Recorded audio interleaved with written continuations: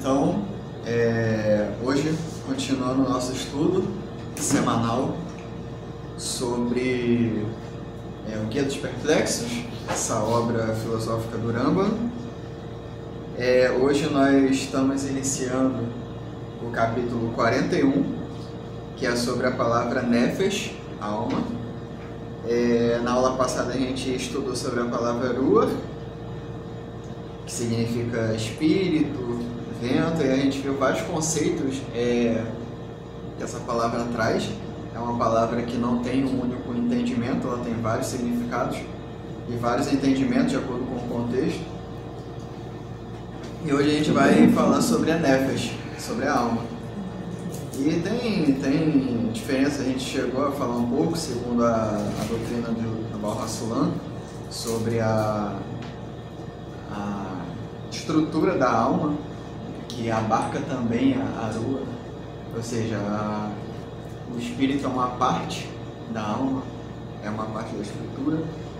E na aula sobre a Parashá foi lançada uma questão, né, sobre a filosofia, se o objetivo da filosofia é você fazer as perguntas, né, ou alcançar perguntas ou questionamentos em relação à vida, ou se é a busca de resposta. Ou a busca de resposta. Esse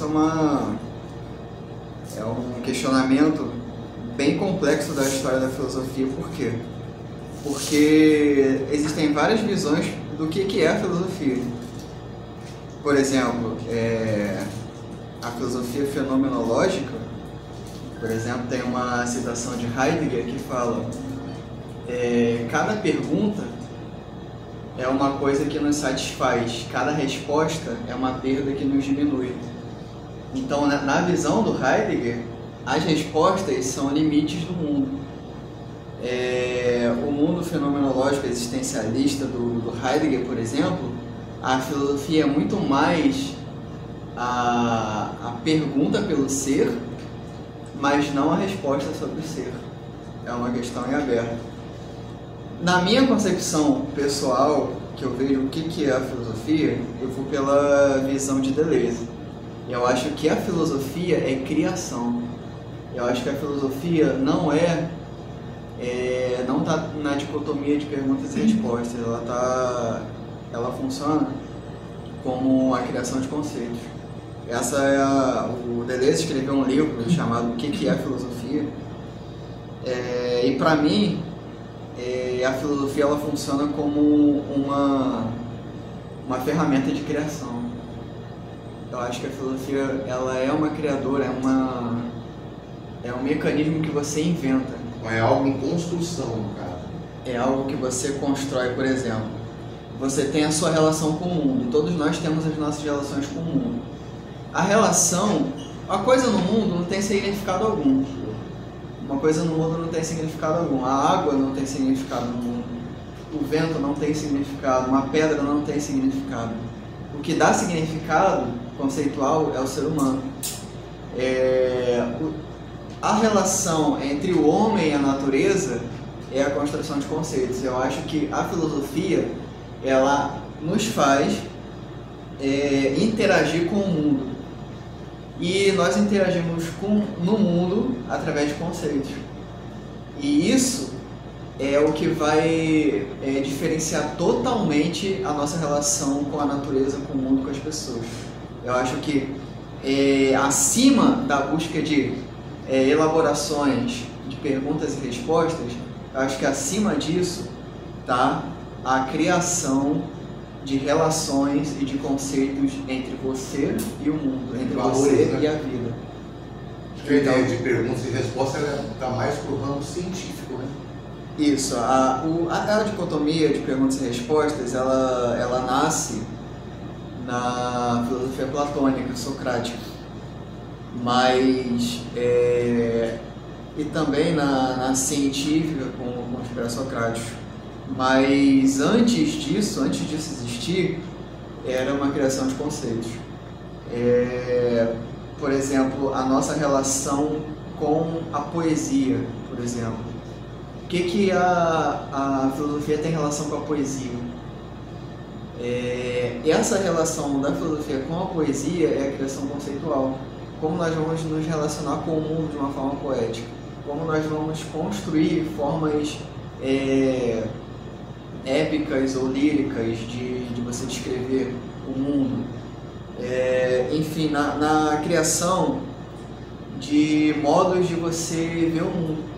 Então, por exemplo, eu acredito que o ser humano não é um produto fixo, como a natureza fixa.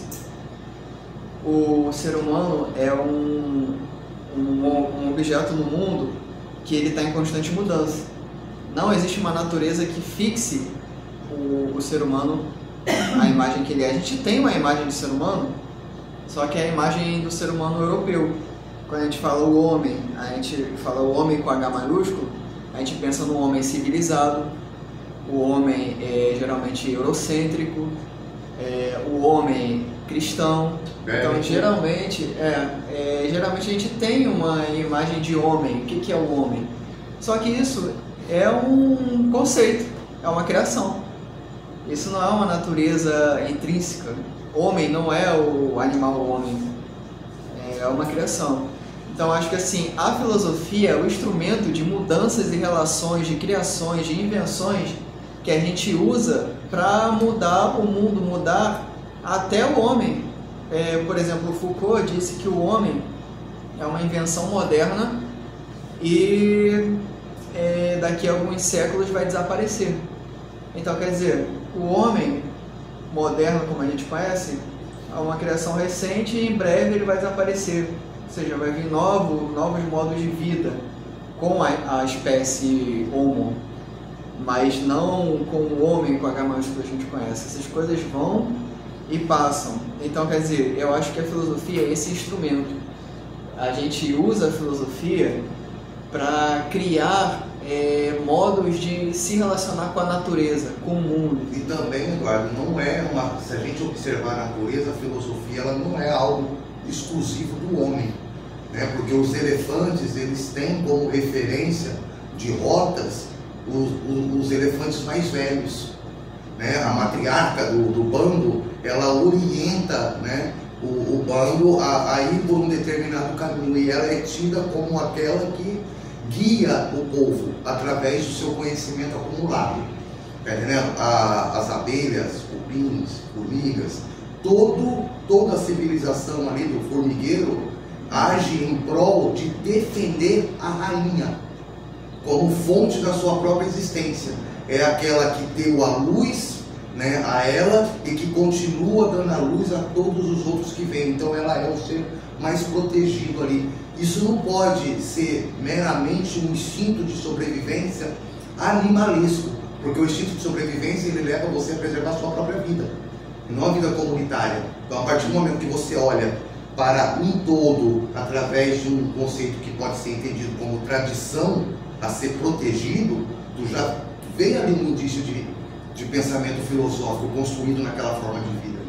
Tá entendendo? As tartarugas, elas sabem, né, aonde elas nasceram, né, através do quê? Da temperatura das águas, dos ciclos, da rota. Como é que ela tem uma consciência, né, para descobrir qual é a corrente marítima que ela tem que tomar para voltar para a exata praia onde ela nasceu? As baleias. Ou seja, então todas as formas de vida têm o seu teor filosófico, é que a gente não tem acesso à fonte desse conhecimento dos animais. Então a gente só trabalha com a nossa parte do bolo. Sim. Essa pergunta é tão abrangente que daria para ficar muito tempo falando sobre isso, mas na minha visão atual sobre filosofia, para mim é a criação de conceitos. Na visão do Heidegger é uma busca pelo ser, mas o ser não tem uma resposta. Todas as respostas são limitações. Quando você busca uma resposta, quando você encontra uma resposta, ali você encontra uma fronteira. É como um país, é como uma cidade. As fronteiras da cidade é como se fosse a verdade, como se fosse a resposta daquilo.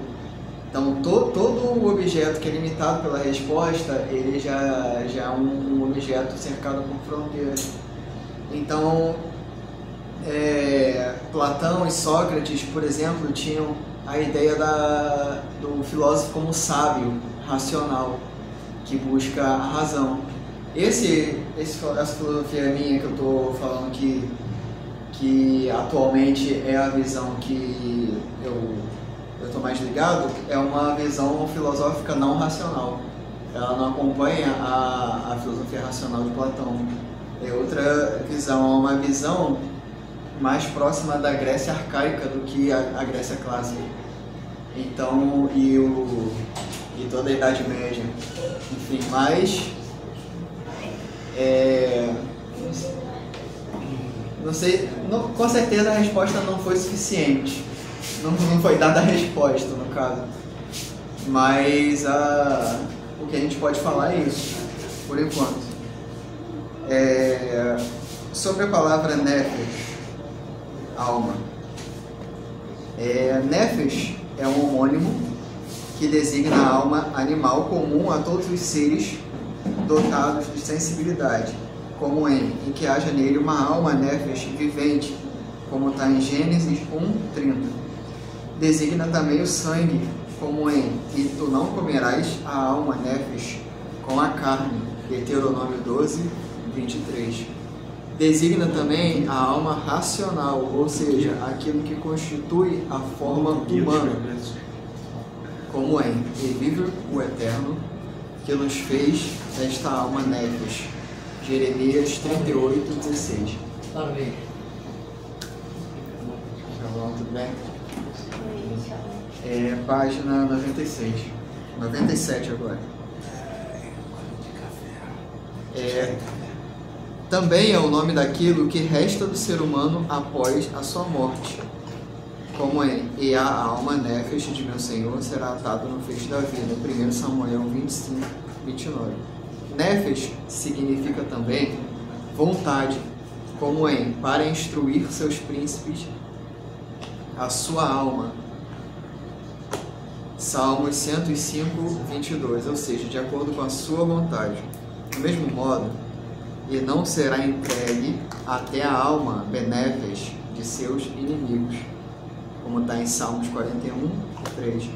Ou seja, não os entregará à vontade deles. Da mesma forma, na minha opinião, se é de vossa alma enterrar o meu morto. Gênesis 23:8. Ou seja, se for da tua intenção e a tua vontade.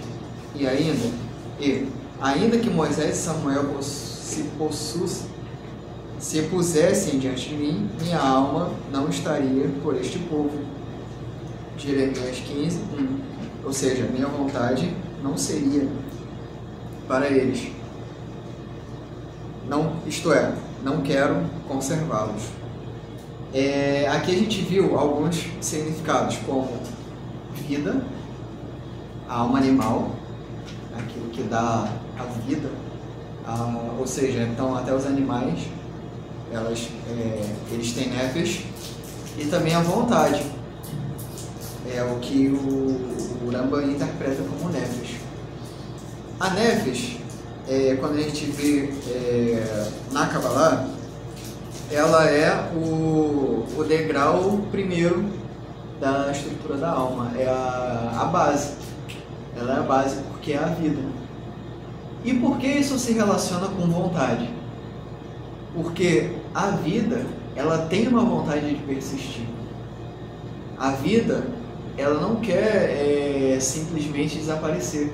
A vida luta para existir. Todos os animais, todos os seres vivos, eles lutam para persistir na sua existência. Isso que o Spinoza chama de conatos. Todo o corpo tem conatos, essa vontade de persistir em si.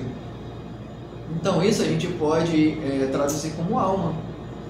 Essa vontade de persistir, essa força motriz que nos dá a constância da vida. Porque a vida é uma constância, a vida é uma constante luta para você permanecer vivo. Até o próprio corpo humano é uma constante luta para permanecer vivo. O corpo é uma pluralidade, ele é constituído de muitos componentes, de milhões de células, milhões de micro-organismos, órgãos, enfim, uma estrutura muito complexa. Se não haver um equilíbrio dentro do corpo, o corpo se autodestrói. Então é forças lutando dentro de si. Às vezes o próprio corpo ele se adoece, o próprio sistema imunológico ataca, querendo resolver o problema e adoece a pessoa. Então quer dizer, existe uma pluralidade de forças agindo dentro do corpo. O corpo é uma pluralidade, o corpo não é uma unidade. O corpo não é uma unidade.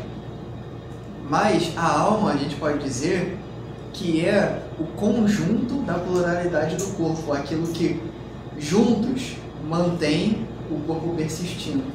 É aquela força que vence as contradições. Então, quer dizer, existe dentro do corpo, dentro de cada ser vivo, uma força que tenta superar as contradições do próprio corpo, da pluralidade que constitui. Então, todos nós somos constituídos de muitas pluralidades, de um conjunto de pluralidade. Coisas, partes distintas, mas que todas são unidas numa força, num conatos, que é a força da vida, que é o persistir em existir, apesar das contradições e dos infortúnios, apesar dos afetos, das afecções contrárias. E aí, nesse caso, porque conatos, inclusive, é de onde vem a origem baseado nesse conceito que vem o tal do cona, que é a ideia do não só lutar pela sua sobrevivência, mas eliminar qualquer ameaça contra ela. Tá entendendo? Então isso pode ser a base tanto da evolução das civilizações, né, que é para manter a minha sobrevivência eu preciso me organizar, mas também é a base dos conflitos. Né? Porque quando um certo grupo que representa uma unidade cultural, né, ou étnica, também tem esse conatos, que é o instinto de sobrevivência, né, de autopreservação, se ele se sente ameaçado, ele vai reagir com o que tiver para manter a sua própria existência. Não havendo ameaça, o que há é prosperidade. Mas quando um quer tomar o território do outro, você instiga o conatos do outro. Essa força da conatos, ela existe nos corpos e nos grupos, nas sociedades. Fractal, né? Ela tem essa força de lutar pela persistência daquele grupo. Só que, olha como a coisa ela vai mais além. Quando o ser humano ele não tem um inimigo posto, ele não tem com quem brigar pela sua sobrevivência, briga consigo próprio. Ele tem que brigar com alguma coisa. Porque o conflito essa força do conflito, essa conatos, essa alma, essa força de persistir, ela é uma força que age. Então, se ele não age direcionado a alguém, às vezes ele age direcionado contra si próprio. Às vezes, e isso em toda a história da humanidade, porque nós somos rodeados pelo mundo concreto. Quando as coisas nos ameaçam, e nos ameaçam o tempo inteiro, ou seja, a tempestade, o perigo de uma inundação, o perigo de um incêndio, todas essas forças da natureza atingiram a humanidade durante toda a sua história. Os animais selvagens. Então, esse conatos que habita no corpo, esse conjunto, essa força de persistir, ele sempre quer se defender. Ele se defende de uma forma ativa. Porém, quando o inimigo não é humano, quando o inimigo é a própria natureza, é essa força que ela vai dar os significados da relação do homem com a natureza. Então, por exemplo, aquela tempestade, ela tá trazendo um grande perigo para mim e para minha aldeia. Essa força de preservação minha, ela age internamente também, na subjetividade. Então, quer dizer, ela cria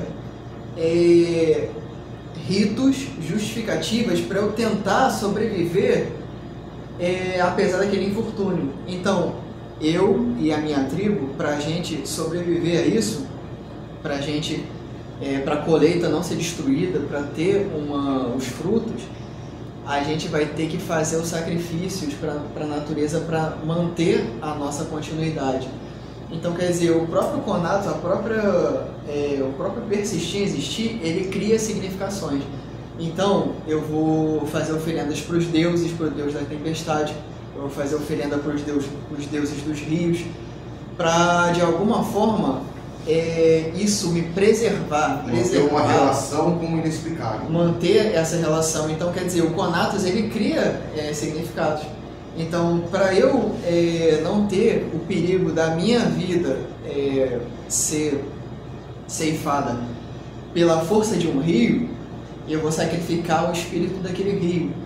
Então, dessa forma, eu me preservo, dessa forma, o meu corpo se preserva, a minha família se preserva, então toda a nossa comunidade se preserva. Então, a força de persistir, ela cria significados. Então, por isso que nós, como humanidade, sempre sacrificamos para os espíritos das florestas, dos rios, fizemos templos e sacrifícios aos deuses e tudo mais. As primeiras formas de uma religião arcaica, a forma mais arcaica da religião, era sacrificar para os espíritos das florestas, dos bosques, dos rios, justamente para você se preservar. Então, quer dizer, essa força, essa nefesh, que preserva o conjunto do corpo, ela cria um significado, uma relação entre você e o mundo. Então, esse conceito que a gente está explicando aqui, ele é antiguíssimo, ele acompanha toda a humanidade, ele acompanha todo o desenvolvimento da humanidade. Então, é um conceito muito importante. Futuramente, essa força vai ser chamada de alma, vai ser chamada de nefesh. Ela vai ser chamada de anima, ou vai ser chamada de psique. De anima em latim, psique em grego.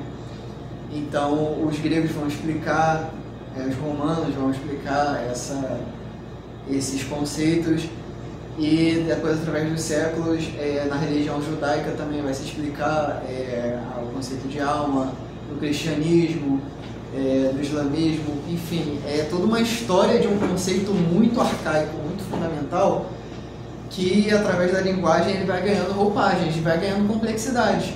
Por exemplo, na Kabbalah, isso que a gente está falando, ele cria uma estrutura bem complexa, uma estrutura que começa com a nefesh primária e vai indo para a Ruach, aí que é o que a gente já estudou, o espírito, a Neshama, enfim, os 5 níveis da alma, vai ter toda a estrutura e suas relações. Isso vai ser construído com o tempo, com os séculos.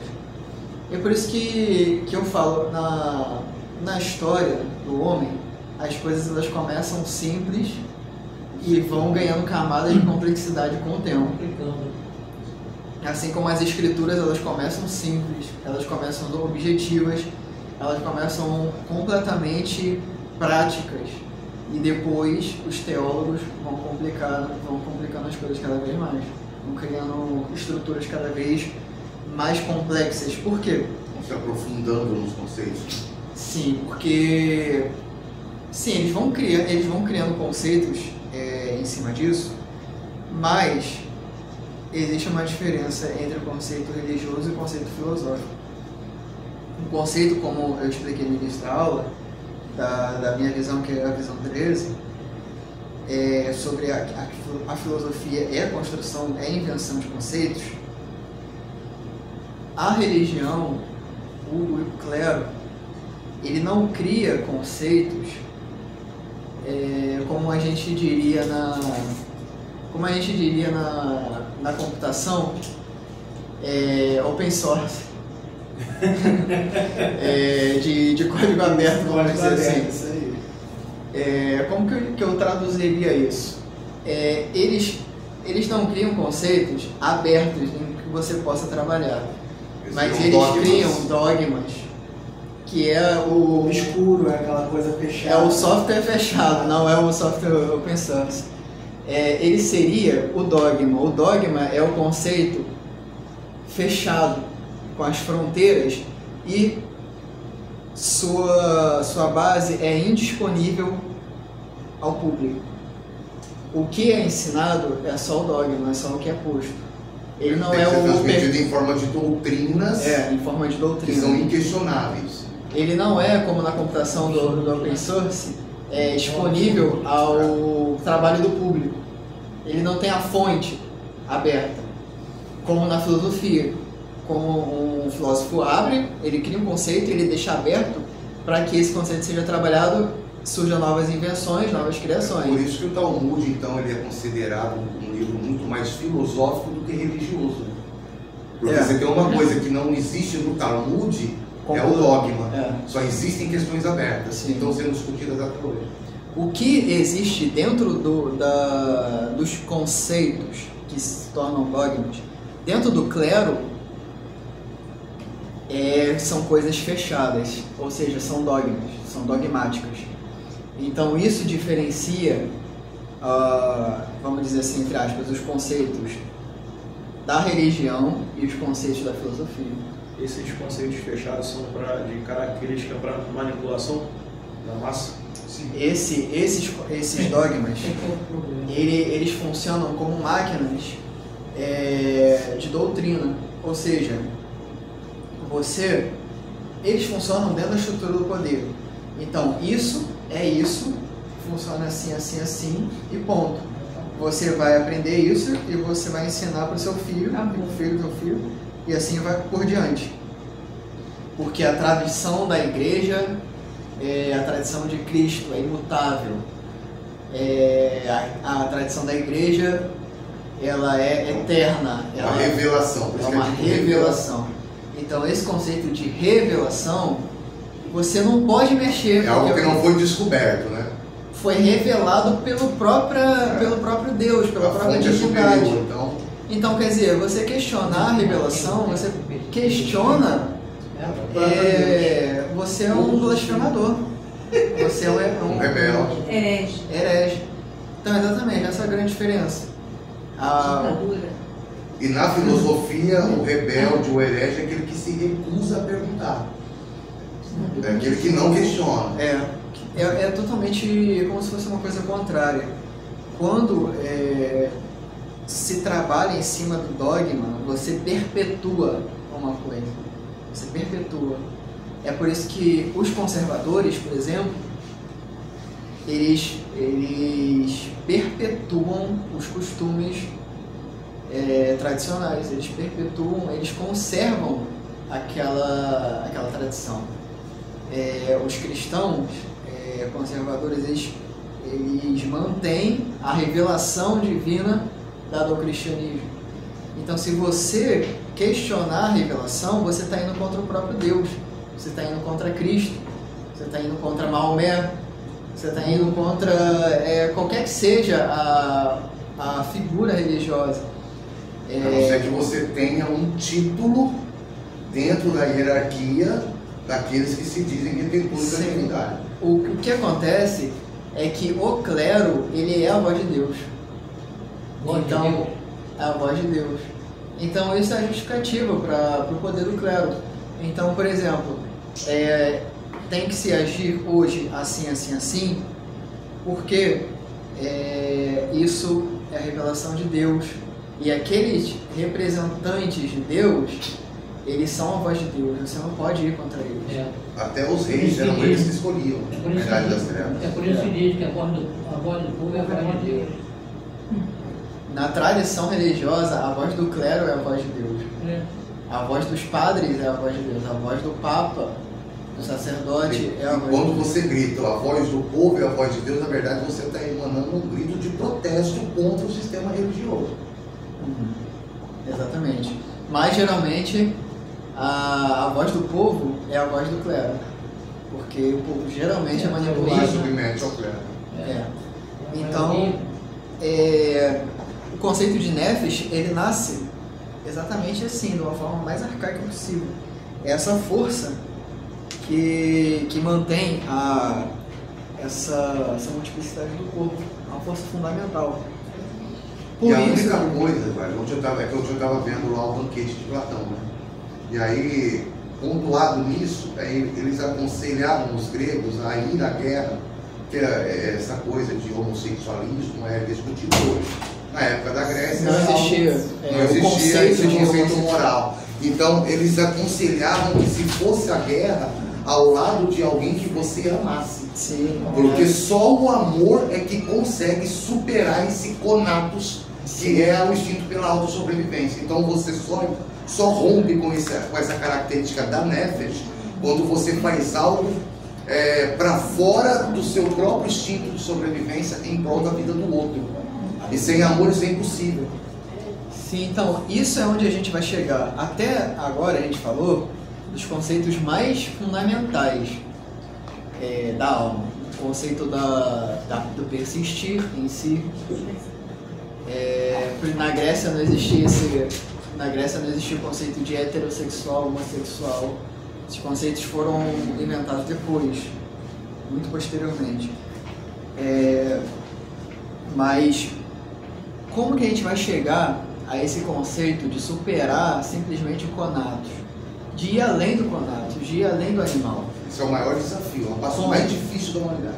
Isso, exatamente. Isso, a gente falou até agora de uma multiplicidade de coisas, do que isso é aplicado. Isso é uma coisa fundamental que é aplicado a muitas coisas, porque é um traço fundamental da existência. Como que a gente vai usar essa força, que muitas vezes é chamado até do sangue, aquilo que traz a vida, aquele sangue que corre nas suas veias. A tradução mais básica da nefesh é força vital. Força vital representada pelo sangue, aquilo que corre nas suas veias, que representa algo que está vivo. Como superar isso? Como superar tudo? Como, segundo vou falar aqui numa linguagem filosófica, como criar um novo conceito em relação a isso? Como criar uma nova relação com a nefesh? A resposta para isso está no que a gente vem falando há muito tempo. Mas, por mais que a gente falou dezenas de vezes, centenas de vezes sobre isso, é algo que é muito difícil de pôr em prática. Que é a mudança e o trabalho em cima do desejo, da intenção, da kavaná. Isso pode ser parecer uma coisa mais assim, óbvia. Trabalhar com ego parece ser uma coisa muito óbvia de se falar. Porém, a única coisa que rompe com o simples trabalho da nefesh arcaica, né? A nefesh simplória, é você fazer uma reversão de tudo aquilo que você aprendeu, de tudo como foi construído a sua subjetividade. É isso que o Deleuze quis dizer com a criação, com a invenção de um novo homem. O Nietzsche quis dizer com a invenção do Übermeister, que ele fala que é o além do homem, é o homem, é uma nova forma de vida, diferente do homem moderno. É algo que ele vai além do ódio gratuito, do ressentimento. A gente trabalha basicamente numa estrutura de ressentimento. Isso é muito importante, por isso que muitas aulas a gente já repetiu isso. Nós, basicamente, como humanidade, como civilização, nós somos muito ressentidos. Somos marcados o tempo inteiro. O nosso corpo, ele é afetado com essas afecções, e essas afecções, elas deixam marcas. Então essas marcas, elas fazem nós não agirmos, essa é uma palavra errada, ela nos faz reagir com as coisas, sermos pessoas reativas. Aquele que reage é porque ele não tem capacidade de agir, ele só tem força para reagir. É isso que o Nietzsche criticou tanto no Assim Falou Zaratustra, na genealogia da moral, no Crepúsculo dos Ídolos, enfim, no Anticristo, na grande crítica ao cristianismo, que ele fala que o cristianismo é a dogmática do ressentimento. Então, como que a gente pode fazer uma reversão com isso? Porque está na nossa criação, está na nossa sociedade, está na nossa educação, está no nosso sistema, está no Estado, está em tudo. Então, como é que a gente vai fazer essa reversão? Como nós deixamos de reagir para chegar a agir? Isso que é o mais difícil. Por exemplo, eu vou dar um exemplo prático, um exemplo prático. A gente passa a maioria dos nossos dias com um pensamento atrasado. Eu vou explicar o que é isso. Aconteceu alguma coisa durante o nosso dia. Alguém falou de uma forma que não foi legal com a gente, no trabalho ou em qualquer outro lugar. Alguém foi lá, falou de uma forma grosseira e tal, ou envergonhou você em público, enfim. Aí, passou. Depois, passa o resto do dia, chega a noite.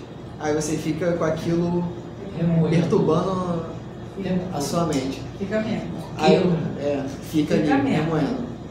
Aí depois você inventa diálogos de como você poderia ter reagido naquela situação. Por que que eu não falei, só tive a ideia de falar isso agora, eu podia dar essa resposta. Pensei que foi só comigo, não. É com todo mundo. Então você fica recriando, todos nós ficamos recriando cenários o tempo todo. Isso, na verdade, é remoer, né? Então, eu não estou sozinha nesse clube aí. Em vez de seguir em frente, a gente fica preso ao que nos constrange. Então, a gente está agindo conforme ao que o Nietzsche vai chamar de ressentimento. A palavra ressentimento para Nietzsche é muito profunda. Ele escreve o livro Esse Homo, que é uma autobiografia, falando muito profundamente sobre ressentimento. Isso é uma coisa muito profunda. A gente fica martelando aquilo. Aí passa outro dia, a gente fica marcado por aquilo. Aí passa uma semana, a gente fica marcado por aquilo. Aí a nossa memória parece que esquece. Porque a gente vai se ocupando com outras coisas. E vai saindo do HD, vai. Aí vai e outras imagens vão tomando lugar, outros acontecimentos, outras situações. Você e aquilo vai ficando no substrato. Aquilo ali vai decantando e vai ficando lá embaixo. Aí vão vir novas situações que você vai passar, que também não são muito legais.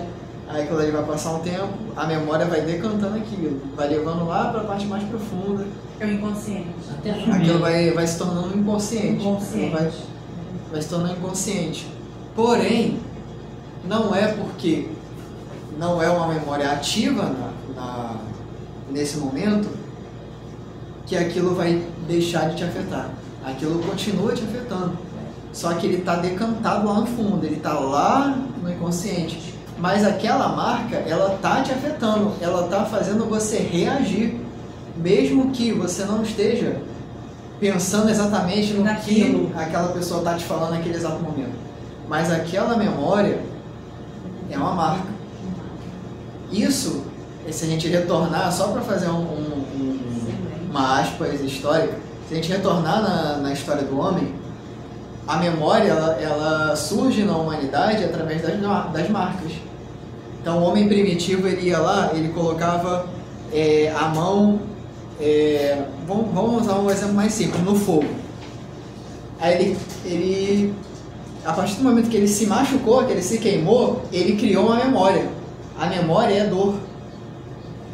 A memória, ela adentra no ser humano através da dor.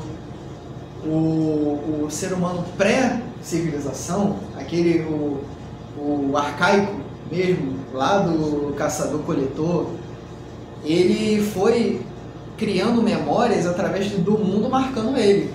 O animal marcando ele, o tempo, tudo. Todos os afetos criando marcas. Essas marcas foram criando a memória e com isso foi se desenvolvendo. Enfim, só uma aspas histórica de como que surgiu isso. Então, a memória, ela é marca, ela é marcada. Eduardo, a memória ela afeta, né? A gente está falando aí, é interessante porque a pessoa guarda alguma coisa, o bom é trabalhar essas coisas, né? É sempre bom a gente trabalhar essas coisas. Por quê?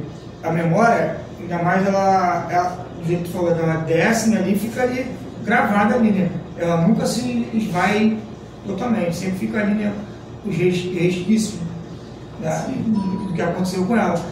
Mas aí, automaticamente, ela traz aquelas coisas ali, se for algo ruim, ela traz para o coração dela. Aí, o que acontece? Ela acaba criando mágoas, né? E aí, por isso que existem milhões de pessoas, bilhões de pessoas depressivas, né? Porque essas coisas é bom a pessoa ir trabalhando, né? Com atitudes boas, né? Coisas boas. E essas coisas vão sendo trabalhadas, né? Até mesmo essas marcas, né? Essas feridas. Sim. E assim, essa marca, esse afeto, a gente pode chamar de afecção também, ou marca, ela vai ficando lá, ela vai se decantando, vai indo pro fundo, a memória vai indo lá pro fundo, vão vir novas imagens, e aquilo ali... Dá licença um pouquinho, professor. Esse é o nosso... Shalom,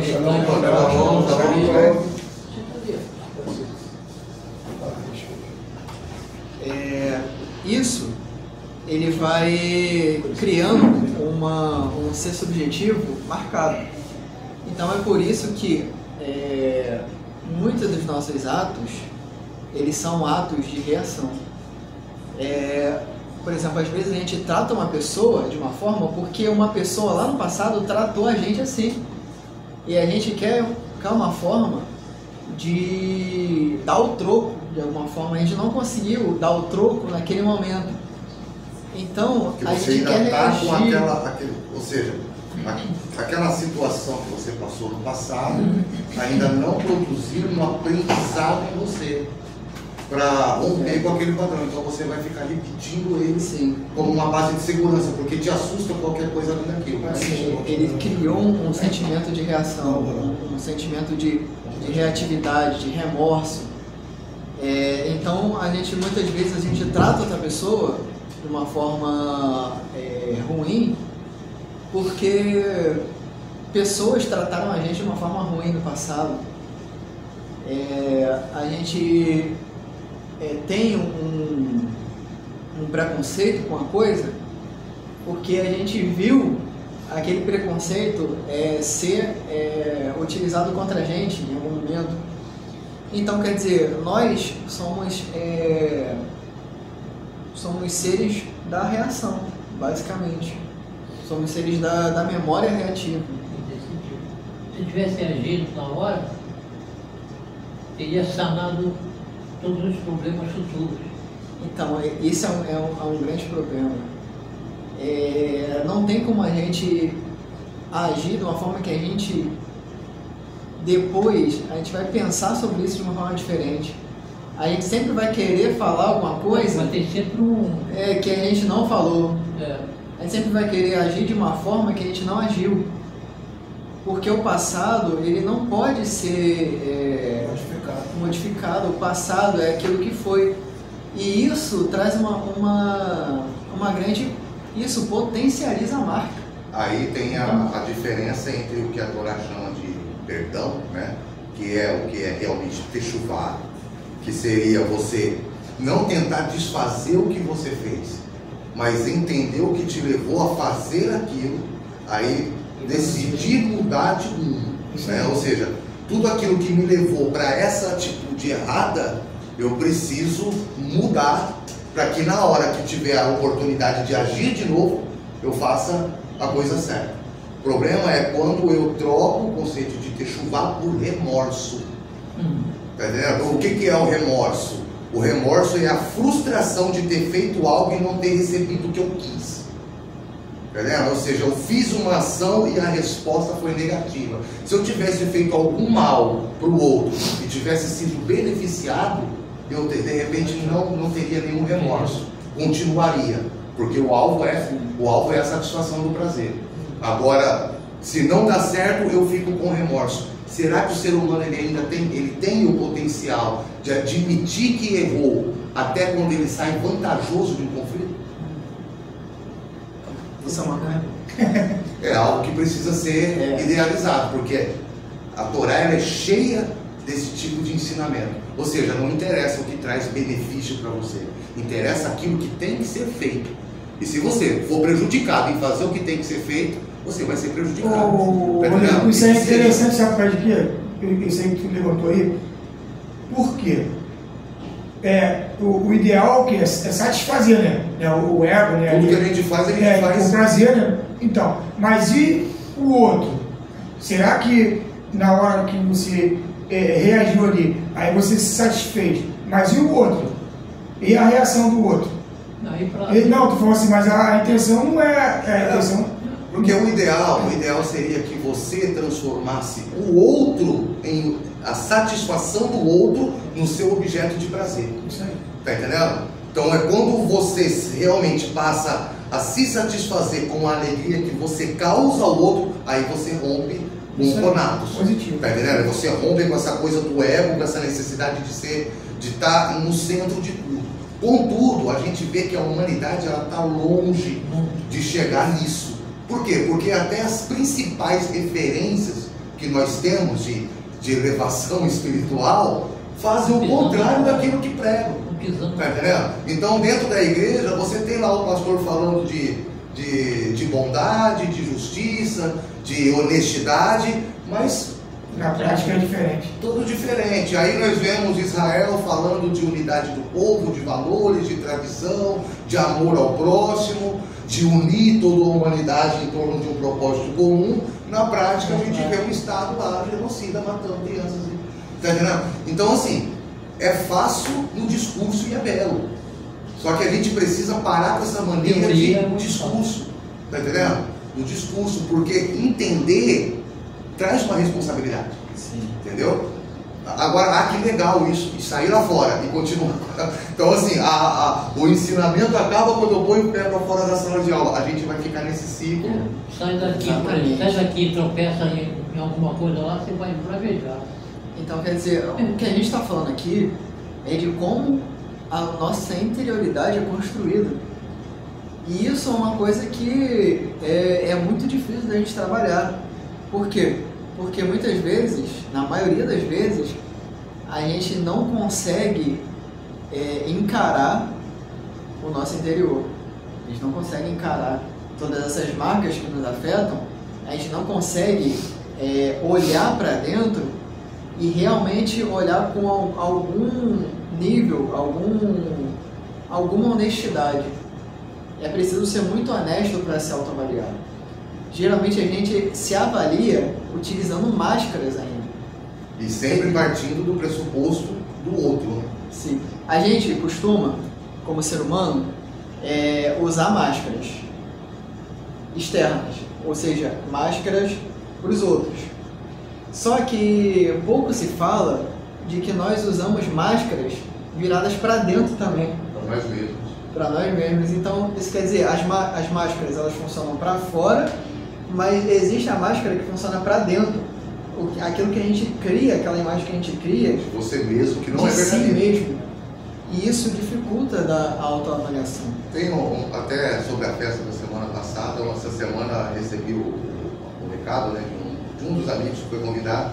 E aí ele disse, então, eu não pude ir porque eu estou em processo de techuvá. Vocês conhecem, né? Eu estou em processo de techuvá e fui orientado a não participar de eventos não judaicos.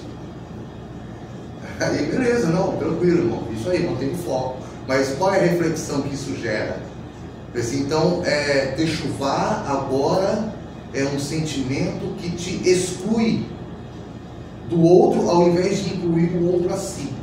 Então, quando é que as pessoas vão entender que techuvá, na verdade, é um conjunto de ações e não um conjunto de convicções?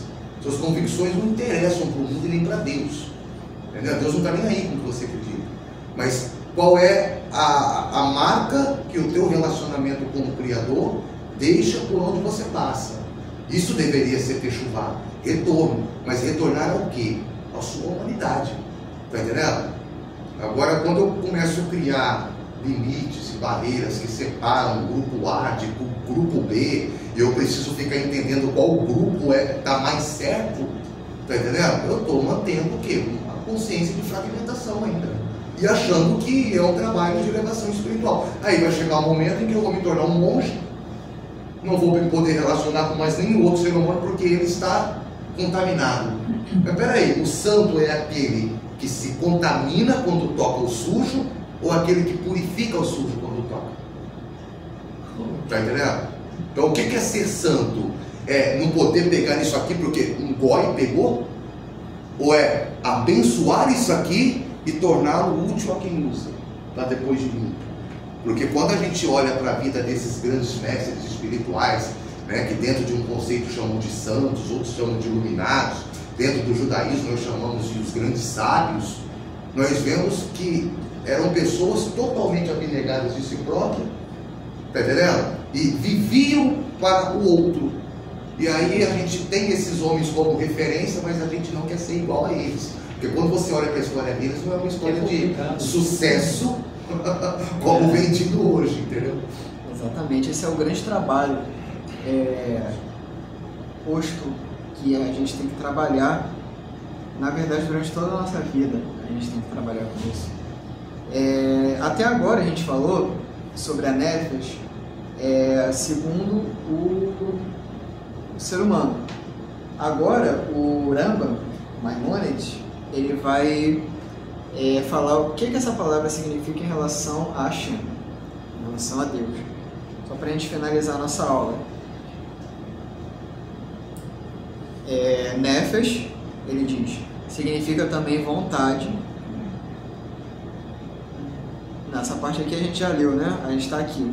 Toda vez que a palavra Nefesh é atribuída a Deus, é no sentido de vontade, como mencionamos a respeito dele, que fará segundo o que está no meu coração e na minha alma, como está em 1 Samuel 2,35, ou seja, de acordo com a minha vontade e a minha intenção.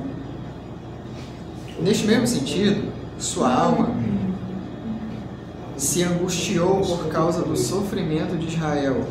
Juízes 10, 16. Ou seja, sua vontade se afligiu por Israel. Yonatan ben Uziel não traduziu esta passagem,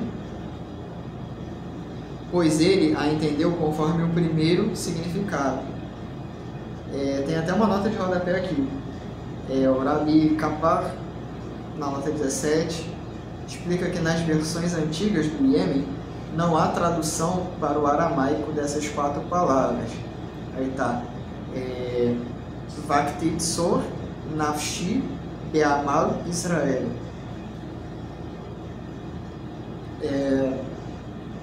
Não traduziu conforme o primeiro significado, ou seja, alma animal, o que resultaria na passibilidade de Deus, e por isso se absteve de traduzir. Ou seja, como a gente já estudou aqui anteriormente, esses Targum, essas interpretações em aramaico, como o Targum do Rav Yonatan ben Uziel e o Targum de Onkelos, eles são interpretações que buscam afastar qualquer corporeidade de Deus. Não é uma tradução literal do texto. O Onkelos não faz uma tradução literal da Torá para o aramaico. Ele faz uma tradução interpretativa, assim como Yonatan ben Uziel também faz de toda o Tanar.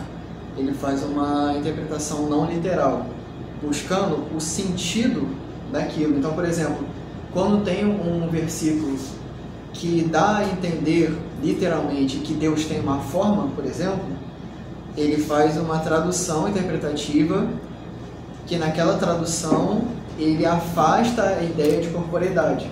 Então ele usa geralmente a glória, quando fala assim, e Deus veio, ele põe e a glória de Deus chegou. Então tudo isso para afastar essa ideia de corporeidade. Aí o Rambam diz aqui que ele não traduziu essas palavras porque resultaria na passibilidade de Deus, que é o que o Yonatan ben Uziel, como o Onkelos, como o Rambam, ele sempre tem essa ideia de afastar qualquer indício, qualquer ideia de passibilidade. O que seria a passibilidade? Seria o ato de ser passivo a receber qualquer coisa? E isso é algo impossível de se atribuir a Deus? A passibilidade em relação ao Criador significa algo que é passível a outras coisas. Por exemplo, a gente falou a aula inteira aqui de um ser humano passivo. Aquele ser humano que é atingido por afetos, afecções. E esses afetos vão mudar o comportamento do ser humano, vão mudar a forma que ele pensa, a forma como ele reage. E essas coisas não são atribuídas a Deus. Porque Deus, sendo um ser ativo, não há mudanças no Criador. Então, se houvesse mudança no Criador, ele seria passivo. Porque um objeto externo a ele está afetando ele de alguma forma, que ele está reagindo a essa afecção e está agindo de outra forma por causa disso. Então, quer dizer, Deus, nesse caso, como ser passivo, ele seria um Deus que sempre está mudando de opinião, sempre está mudando de visão. Seria um Deus... Seria um Deus que corresponde. Ele seria, na verdade, uma visão mais radical. Teofânico. Sim. Ele seria como os deuses olímpicos. Sim. Aqueles deuses antropomórficos. Projeções humanas, né? Então ele praticamente é um objeto que afeta, mas não é afetado. O Criador, até o Rambam, ele escreve muito nesse livro, o Criador, ele é ativo, ele é em ato, ele nunca está em potência, ele sempre está em ato. O que está em potência, o que é passivo, é as coisas constituídas de matéria, as que recebem formas, que recebem mudanças de afecções externas. Enfim, o Criador, ele, segundo até o Rambam nesse livro, ele está sempre agindo. Então a gente pode entender como uma luz que sempre brilha, que sempre está doando, mas nunca deixa de doar. E doa para toda a criação. O que vai mudar a forma de recepção vão ser os vasos, ou seja, vão ser a própria criação, o ser humano, os kelim, os vasos. Então, de acordo com as propriedades dos vasos, ele vai receber do Criador. Mas se haver, por exemplo, um obscuramento dessa luz, não quer dizer que o Criador deixou de agir. Quer dizer que a similaridade de forma... O ser humano não está apto a receber.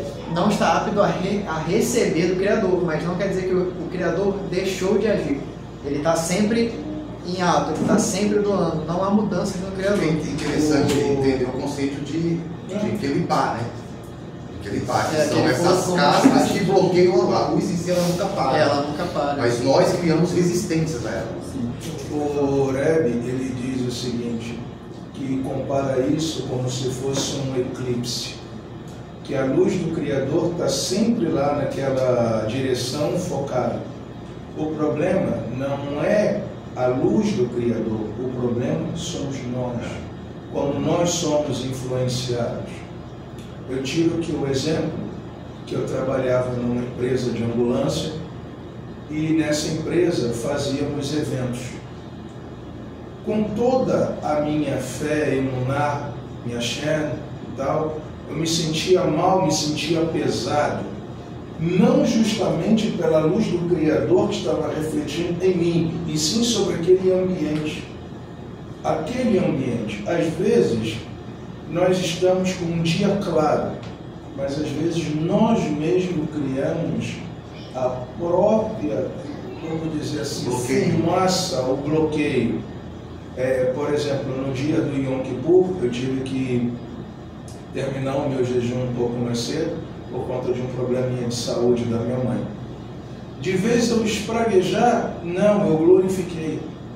Eu consegui ter aquele time que eu falei assim, nossa, jejum sem luta, sem o Yetzirah por perto, não é jejum. Não é uma coisa divina. O Yetzirah tem que estar por perto. O instinto mal tem que estar por perto. Tem que ser difícil. Sim, tem que estar por perto justamente para nos tirar da presença, para poder provar. Porque o nome já diz tudo. Israel. Is homem, Ra briga, ele Deus, o homem que briga com Deus, Deus que briga com o homem. Isso aí. Então está sempre naquela briga, não, eu quero que você se esforce para você merecer. Por isso que nós temos que ser merecedores do favor de Deus. Deus está lá, Hashem está lá, Elohim está lá, mandando o raio, para nós, como disse o Moré. Mas só que às vezes nós criamos. Aí eu pedi tanto a Hashem, falei, poxa, eu não me sinto bem. Como que eu sou uma pessoa diferenciada, eu não consigo mudar aquela realidade. Eu não consigo mudar. Então que... E se tentar, você vai causar uma frustração. É justo. E outra coisa, eu não estava trabalhando só com goi. Eu estava trabalhando com todos os tipos de pessoas, com todos os tipos de crença. E festas para Baal. E eu não me sentia bem. Eu falei, eu não consigo mudar essa realidade. Eu sozinho não consigo mudar. Então, precisa romper com ela. Então, foi assim que tudo se rompeu na minha vida. Mas isso foi uma desobediência. Que era para mim passar um tempo, igual o nosso povo, passar um tempo no Egito e sair. Eu não me acomodei, cresci a barriga. Cresci a barriga ali, então, exatamente. O que aconteceu? Veio tudo sobre errado. Não totalmente errado, mas justamente. A luz estava lá. Quando estava com tudo iluminado, eu falei, não, está iluminado, Deus está iluminando e tal, eu vou ficar. Mas Deus falava, sai daí. E a quebra do vaso é algo muito positivo. Exato. Então teve todo esse cataclismo para eu chegar aonde chegou. Então nunca, quando, por exemplo, como o Heber disse, se a gente bater o pé ali e dar alguma coisa de errado, a gente já vai esbravejar. Ei, caramba! Eu tenho que maneirar muito nas minhas palavras, porque eu falo às vezes muito palavrão. Às vezes eu falo, porque às vezes explode, às vezes eu me explodo, porque há certas coisas acontecendo com o mundo, todos nós sabemos que é espiritual, mas o material, as pessoas cada vez mais estão mais distantes de Deus. Infelizmente tem pessoas que estão chegando ao Sheol que a luz não consegue mais tocar o coração delas. E rejeita qualquer possibilidade. E rejeita. Parece que, como o Morel uma vez disse, que a alma se perdeu no universo e ali ficou um corpo oco que veio espíritos imundos e se apossou daquele corpo. Aí vem o ditado, quem te viu, quem te vê, quem era você, quem você é. Gente, tá estranho, bem dito as palavras do Moré. Tá dando. É isso mesmo, as mudanças no clive, no vaso, elas devem partir de nós, porque o Criador ele sempre doa. É trabalho nosso criar uma estrutura de recepção, de similaridade de forma com o Criador. E como o próprio Baal Hassulam, na sua literatura, foi o assunto mais comentado por ele, essa importância da similaridade de forma. A similaridade de forma no mundo espiritual é você adquirir propriedades. Então, assim, quando você adquire propriedades, propriedades semelhantes ao Criador, como os sábios dizem, assim como ele é misericordioso, seja misericordioso, assim como ele é bondoso, seja você bondoso. Essa luz que está sempre brilhando é como se tirasse as cortinas. É como se as suas ações, as suas mudanças no vaso, tirassem as cortinas de cima e o vaso começasse a se iluminar. Ou seja, o Criador sempre está ali, sempre agiu.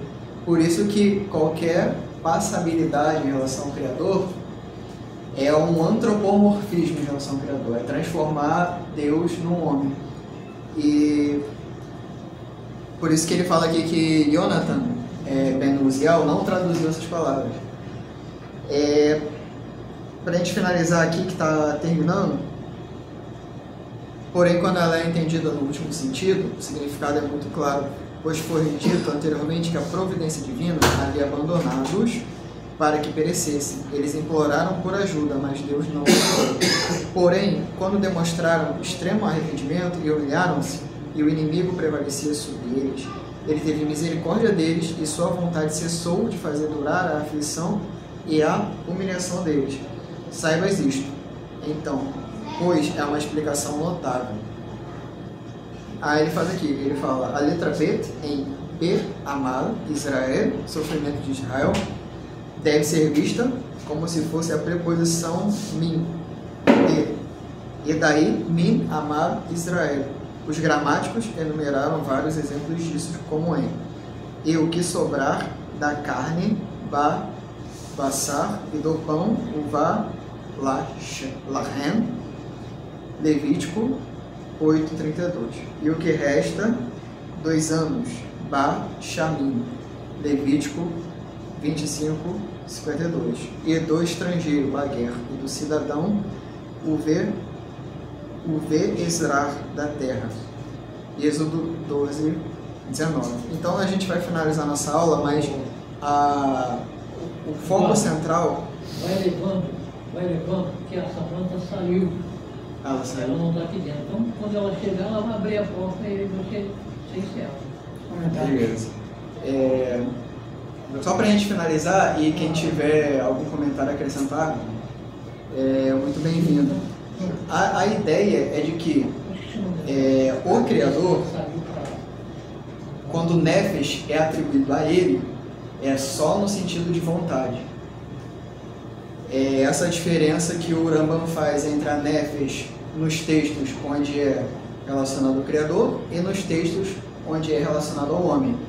Em relação ao homem, quer dizer basicamente Nefesh, alma animal, sangue, aquela força que a gente falou no início da aula, que é a força de persistir na sua natureza. Desligar, tá dando café. Fica à À vontade. Tá. É aquela força de persistir. Judeu sem café não é judeu? Persistir na sua natureza, é a coisa mais básica. Porém, aceita não? Obrigado. Café. Aceita o café. a gente trouxe o significado mais arcaico desse conceito. Ou seja, como ele surgiu lá no início do ser humano, no início da civilização, que é essa questão de se preservar, de preservar essa força que preserva a multiplicidade do corpo, aquilo que persiste, aquela força que persiste e aquela força que também dá significados. Que a gente falou dos espíritos das florestas e tal, dos sacrifícios, enfim, tem diversos significados atribuídos ao Criador e somente, segundo o Rambam, um significado em relação a Hashem, que é a vontade de Hashem. Porém, é muito importante frisar isso, a vontade de Hashem não muda. A gente pode dizer, a Nefesh, como vontade no Criador, ela não muda. O que muda são as roupagens dos vasos. Então, quer dizer, não é que Deus, ele te ama hoje e ele te odeia amanhã. Então pode-se dizer que a Nefesh, em referência ao Eterno, seria revelada ou compreendida através de toda a ação física humana que vise satisfazer uma vontade do Criador e não a própria vontade humana. Tudo aquilo que o homem faz, toda a ação que o homem faz é uma demonstração da Nefesh do Criador. Sim, a questão da vontade em relação ao Criador, ela é completamente ativa. É algo que age na natureza o tempo inteiro. Por exemplo, se a vontade do Criador deixasse de agir, a criação não existiria, porque a vontade do Criador é a expressão da criação. Então, quer dizer, quando um indivíduo ele se conecta com a vontade do Criador, a gente pode dizer na linguagem de Spinoza que ele se conecta com a natureza. A natureza. Aí eu não vou explicar esse conceito, mas na próxima aula a gente pode falar um pouco sobre isso. Mas é a natureza naturada e natureza naturante, que é a natureza naturada e natureza naturante. A natureza naturada é a natureza de Hashem, completamente ativa, e a natureza naturada é aquilo que recebe, é a expressão. Então aí confirma essa explicação aqui do Rambam no Sefer HaHaval. A afirmação, o Eterno é nosso Deus, o Eterno é um, não implica apenas na existência de um único Deus, mas que a criação inteira e ele são um. Então, compreendeu isso, virou a chave. Sim. Então, a ideia de um Deus distante, inalcançável, aqui ela já se aposenta. Não, eu me relaciono com Deus através da minha relação com o próprio mundo. Exatamente. Essa, a gente pode dizer que... Não precisa ir muito longe, né? Não precisa ir muito longe. A gente pode dizer... Não está no alto do céu, não, está dentro do teu coração, só trazer. Devarim, né? 34, 37. Acho que é nessa paraxá mesmo. Devarim, né? É Devarim. Na passagem que diz, lasque uma madeira e ali estou, e levante uma pedra e ali estarei, é justamente como exato esse conceito. Que até quando tu toca uma outra alma, você está tocando o próprio Deus. Que às vezes uma outra pessoa está sendo utilizada por Hashem para te levar uma palavra. Como eu já recebi muitas palavras de pessoas que eu nem conheço, mas foram utilizadas por Hashem, como hoje eu estou recebendo palavras. Creio que nessa troca de informações, cada um complementa o outro. Isso é a grande roda da humanidade. Que independente da tua cor, independente de onde você tenha nascido, independente de quem você seja, Deus fala com você o tempo inteiro, o tempo todo. Ele diz, eu estou aqui, mas é que a pessoa às vezes está surda. Então, quando você se relaciona com Hashem, você está conectado com Hashem, tanto você pode receber, quanto você pode dar. É justamente a natureza naturante e a natureza natural, da coisa natural mesmo. Então, sempre isso. Quantas vezes eu já fui trabalhar ouvindo teus áudios, mensagens do dia, e aquilo falava comigo. Falava, poxa, que interessante, que coisa gostosa, que coisa boa. E acabava que a energia vinha de Hashem, passava por, não sei por quem passava primeiro, passava por você, passava pelo áudio por mim, que passava por outro, e assim ia. É um fluxo. É um fluxo, esse é o grande fluxo, esse é o grande, justamente. Isso aí é Deus. É como se o Eterno fosse a grande usina geradora de energia e nós os transformadores. Isso. Porque você recebe uma carga, mas para você transmitir, de repente você não consegue transmitir da forma como você recebeu. Exato. Então você vai reduzir aquilo e vai transmitir de maneira que o outro... Cada um transmite a carga de acordo com a voltagem. Por exemplo, tem pessoas como o Moré que transmite uma alta carga para nós, como outras pessoas que trabalham com música, levando uma mensagem, levando um toque, levando um toque de música e tal, e aquilo faz bem. Ou uma pessoa que trabalha fazendo reparo num automóvel, fazendo reparo num ar-condicionado, Um montador de móveis. que é muito importante, porque um montador de móveis é mais importante, porque você adentra um local sagrado dentro de uma casa, dentro de uma residência, que ali é onde o casal, alguém, vai descansar o espírito, vai estar 60% morto. 60% morto. É muito importante a pessoa que trabalha na casa dos outros ter uma energia positiva, porque essa energia negativa do ambiente pode mudar. Ó, deixa eu contar o que aconteceu aqui. Sim. Vou montar uma máquina de cozinha. Você já aprende a Tá, então tá ok. Coisa rápida, prometo. Vou montar uma obra na casa da senhora aqui em São João ali. Aí eu cheguei lá, eu tava picando tomate, esse negócio que ela falou que é saladeira, né? Aí eu fui montar uma armário lá, falou que teve um senhor lá que ia montar para ela uma armário de cozinha lá e não conseguiu montar. Ele falou que ia montar 2 vezes, que ia chamar o ajudante para ajudar a cortar, a montar e tal.